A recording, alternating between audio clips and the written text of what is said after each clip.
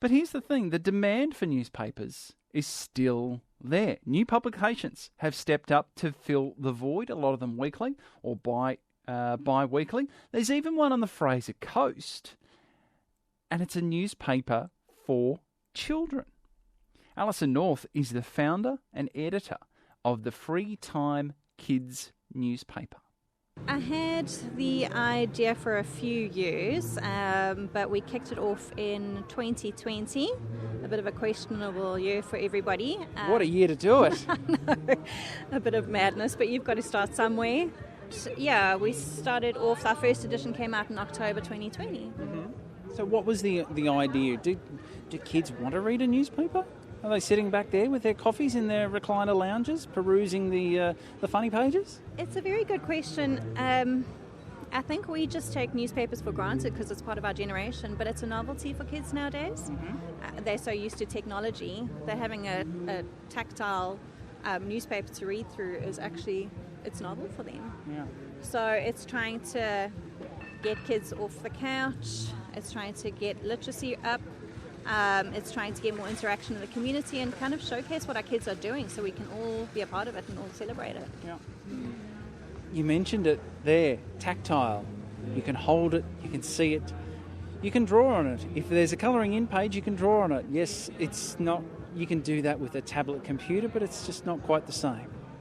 No, absolutely not. And I think that's it. We're missing out on all the different skills and muscle developments and brain developments that come with reading a newspaper. I was chatting to somebody a little while back and they said in the day of the newspaper you needed to remember all that information but to be able to pass it on.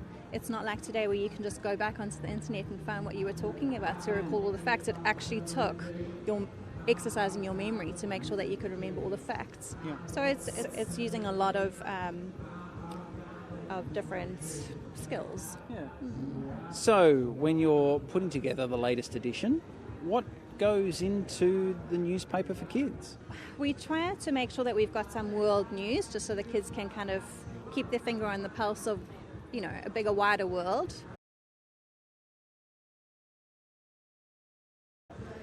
Local news so we can celebrate what's happening locally. Competition so that the kids can get involved, and actually because it's Maryborough, they'll be able to win a competition or see their artwork or their writing displayed in the newspaper, and anything that's just pertinent locally, really. What we've tried to do is there's something that I've called freestyle. And the aim is that I'll be able to go around to schools each month and put some clips together. So we did one where they all did a Mexican wave, and I compiled all the different schools doing a Mexican wave, and we put it together in a video. So it's kind of just bringing everybody together and showcasing what they do. We have pen pals, which you can write a short note to a friend who's at a primary school in Maryborough. We also feature pen pals from overseas, so you can learn about what the kids are doing overseas. Mm-hmm. Our two most popular competitions are Pet of the Month, where you can send in a photograph and information about your pet, mm-hmm. and you might win a $10 voucher from Pets Domain in Maryborough. The other one, which is extremely popular, is you have to find 5 of a certain thing each month. So it might be 5 teeth, 5 cakes, 5 fairies, and you need to locate them on the pages and tell us where you found them, and you can be one of 3 winners of a $15 Big W voucher. Okay. And that's really popular as well, but there's so much. There's puzzles, there's riddles, there's fun facts, all sorts of wonderful things. I like the pen pals idea. I like the idea that they can keep in contact with each other, writing a letter. I remember having a pen pal. He was in the United States as a kid, and we wrote letters back and forth. It was something really exciting about seeing that turn up in the post, and I imagine there's something really exciting about seeing your letter in the newspaper. I think the biggest part of that one is that it's not instant gratification. Yeah. It's something that builds a lot of anticipation, and you can, when you finally do get the letter back, you've been waiting for it for quite a while. So it's a lot more exciting than, just instant messaging or anything like that. So that's the allure of that one, I think. Alison North, she's the founder and editor of the FreeTIME Kids newspaper in Maryborough. And the FreeTIME paper is absolutely free. It gets delivered to schools in Maryborough. She took on the challenge of starting a new venture in 2020 and has produced that free newspaper. for children. It's delivered to all schools in the Heritage City. And I asked Alison about how can you convince a generation of children who are used to immediate gratification to wait for the next edition of the paper. I think it's something that I've put out there, but it's the responsibility of all of us collectively as a community. I think it's the responsibility of the parents, the schools, and everybody together to make sure that they're available widely, that it becomes normal, that everybody knows what the FreeTIME newspaper is about, and that it's easily accessible. There's a post box in each school's reception area, so kids can write notes if they can't access the internet, or they can email stuff in. I just want it to become a very simple, easily accessible, normal thing that we can be doing on a daily basis, and hopefully by flooding that, it's to us being on the internet and on technology. We can just marry the two. You know, you mentioned a number of businesses who have been supportive with vouchers and, advertising and so forth. It seems like the community is very much behind you in what you're doing. Is that what you found?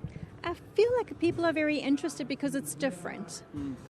I think people are jumping on board because they know that it's different, something that is going to benefit all of the kids, something that can grow community, and that we can all share and celebrate.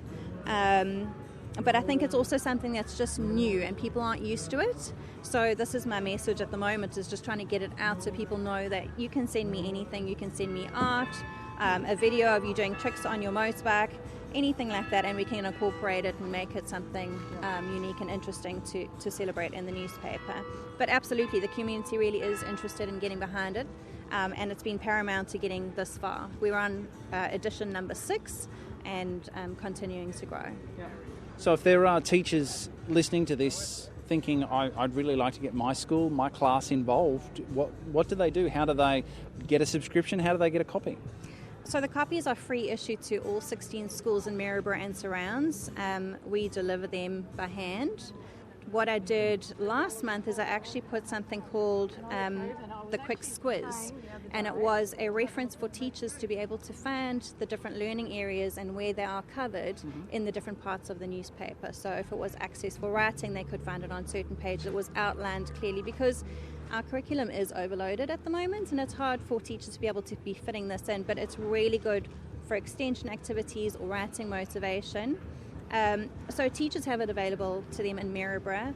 We are looking to launch a Hervey Bay newspaper just for Hervey Bay in the coming months, but you can get hold of us on our website. The newspapers are readily available, or you can just email us. That's Alison North.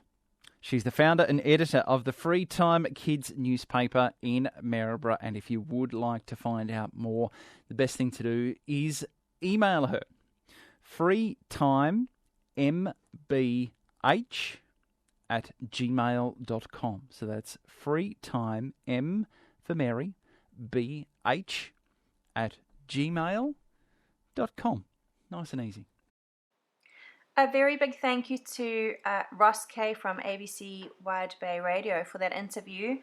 It was a real chance meeting, having a walk down the market with my 3-year-old stuck to my leg, and I managed to have the opportunity to chat with Ross Kay. So I really appreciate that, and please spread the word about the FreeTIME newspaper that we've got going on in Maryborough.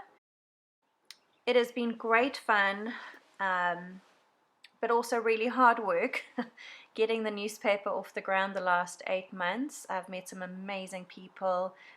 It's really fantastic to be working with the kids in our community and see all the positive things that are happening.